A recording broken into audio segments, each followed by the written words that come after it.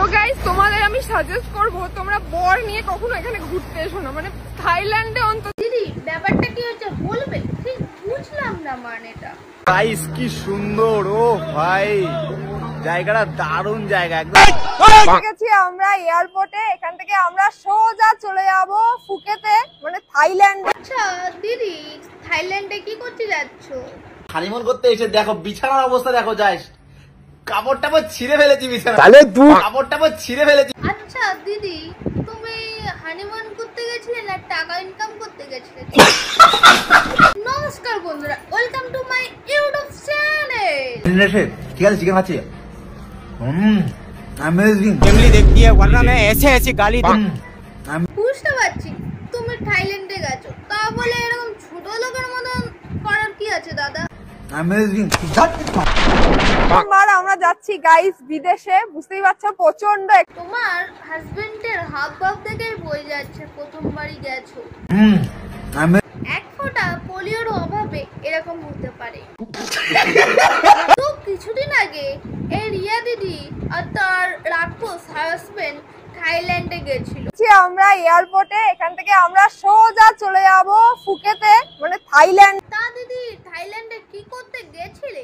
Honeymoon করতে থাইল্যান্ডে এসেছিলাম, তো হানিমুন শেষ। আর হানিমুন করতে এসে দেখো বিছানার অবস্থা। তো দাদা একটা কথা বলো, তোমাদের বেডের অবস্থা থেকে আমরা কি করব? হানিমুন করতে এসে দেখো বিছানার অবস্থা। তো দাদা মানুষের না লজ্জা বলে একটা জিনিস হয়, তুমি তো জামা প্যান্টের মতো লজ্জাটাকেও মনে হয় খুলে ফেলে দিয়েছো। তো আজকের এই ভিডিওতে রিয়াদির হানিমুনকে নিয়ে হালকা করে ধনেপাতা দেওয়ার চেষ্টা করবো, সঙ্গে থাকো, দেখতে থাকো।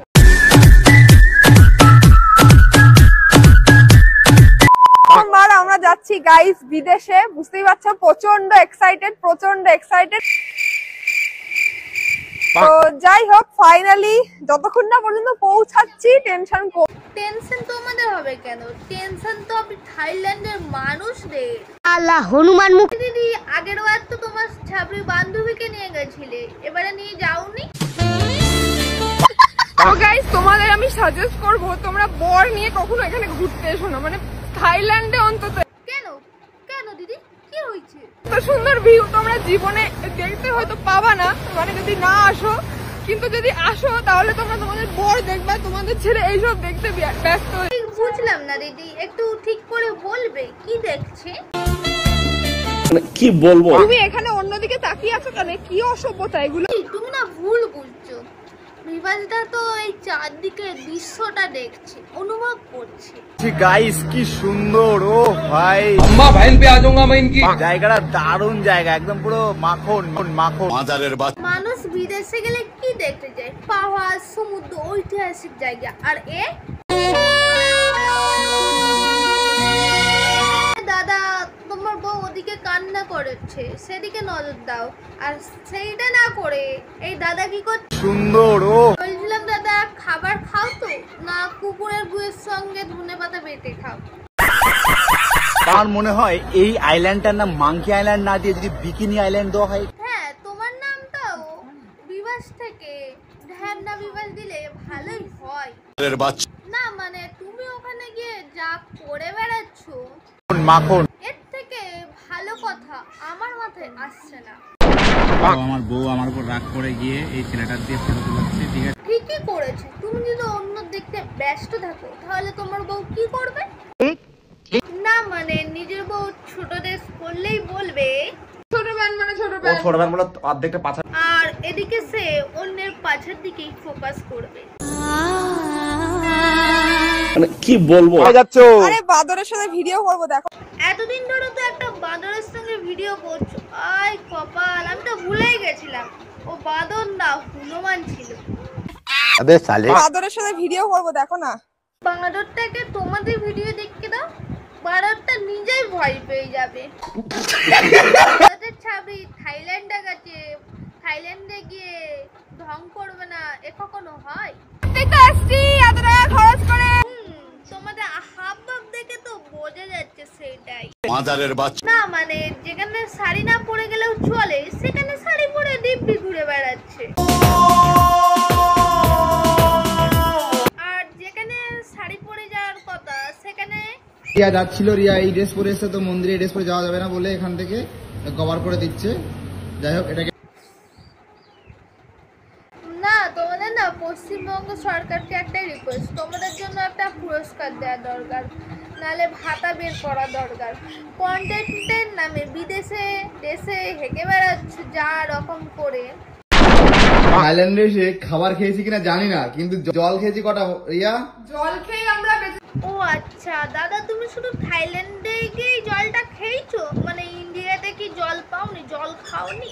বন্ধুরা, আমাদের চেহারাটাতে কি গরিব লেখা আছে দেখো তো, মানে আমাদের দেখলেই সবাই গরিব ভাবে কেন। গরিব লেখা আছে কি লেখা নেই সেটা তো জানি না, কিন্তু আমি দিব্যি দেখতে পাচ্ছি তোমার কপালে ছোট লোক লেখা আছে। হনুমান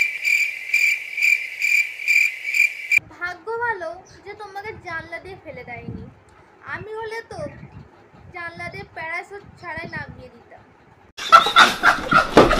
সকাল সকাল ঘুম থেকে উঠে পড়েছি আর জাস্ট রুমের ভিউটা দেখো, বেডের অবস্থা খুবই খারাপ, আবার বিছানা। বেডের অবস্থা খুবই খারাপ। বলছি দাদা, তোমরা হানিমুনে গেছো তো আমরা বিছানা দেখে কি করব? খুবই খারাপ, মানে আমার বেডের অবস্থা এমন রকমই হয়, হ্যাঁ সেটা তো আমাকে দেখেই বোঝা যাচ্ছে। এমন রকমই হয়। তোমরা আমাকে চ্যালেঞ্জ দিয়েছিলে, দাদা তুমি খালি গায়ে ভিডিও করতে পারবে না, ঠিক আছে? আরে ভাই খালি গায়ে কেন? কেন পারবে না? যারা নিজের সম্মানটাকেও খালের জলে ভাসিয়ে দিয়েছে। আর এটা কিন্তু আমাদের মানে লজ্জার কোনো বিষয় না বা খারাপ কিছু না, এটা হচ্ছে ট্যালেন্ট। এই চ্যালেঞ্জটা দিয়েছো, সে বলতে পারো না কেন চ্যানেলটা ডিলিট করে দিতে? লজ্জার কোনো বিষয় নয় দাদা, সেটাও করে দিতে পারে। বিষয় না বা খারাপ কিছু না, এটা হচ্ছে ট্যালেন্ট, ঠিক আছে? এরকম ট্যালেন্ট কিন্তু সবার মধ্যে থাকে না, যেটা আমি করে দেখাচ্ছি। খালি দাদার মধ্যে এরকমই ট্যালেন্ট আরো লুকিয়ে আছে, নিজের বউ থাকতে অন্য মেয়েদের দেখা। মানে অন্যদিকে তাকিয়ে আছো কেন? কি অসভ্যতা! কোনো মেয়ে ভিডিওতে না আসতে চাইলেও তাকে জোর করে নিয়ে আসা। এইসব দেখার জন্য যে আমি আসি, হ্যাঁ এইসব দেখার জন্য এখানে আসি, আর এইসব না দেখলে তো একদম পুরো মিস হয়ে যাবে। লজ্জা লাগা দরকার। এত ট্যালেন্ট নিয়ে জন্মগ্রহণ করলে তাকে তো আর মানুষের বাচ্চা বলা যায় না। এই মানে আমি কিন্তু কিছু বলিনি। তো তোমাদের সবার রিকোয়েস্টে দেখো আমি থাইল্যান্ডের ছাপা শাড়ি পরে নিয়েছি। তোমরা অনেকেই বলছিলে আমাকে ছাপা শাড়ি পরার জন্য। থ্যাংক ইউ দিদি এত বড় রিকোয়েস্ট রাখার জন্য। আর একটা রিকোয়েস্ট রাখবে, তোমাদের ফেসবুক ইউটিউব যা চ্যানেল আছে ইনস্টাগ্রাম সব ডিলিট করে দাও। আর তোমাদের যন্ত্রণা আমরা সহ্য করতে পারছি না। সবাই চিড়িয়াখানা গেলে তোমরা কি করো, আর এই দাদা কি করছে দেখো। এটাতে শেষ নয়, আরো আছে।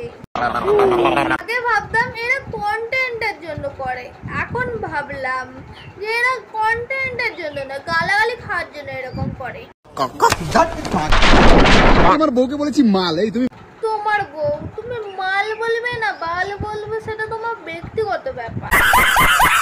যারা আমাকে প্রতিনিয়ত কমেন্ট করছো, ছোট লোক, অজাত, কুত্তা, অ্যাড্ডা ফ্যাড্ডা কমেন্ট করছো, তোমরা না একটু গালাগালিটা কম দিচ্ছ, একটু বেশি দিলে আরো ভালো হতো।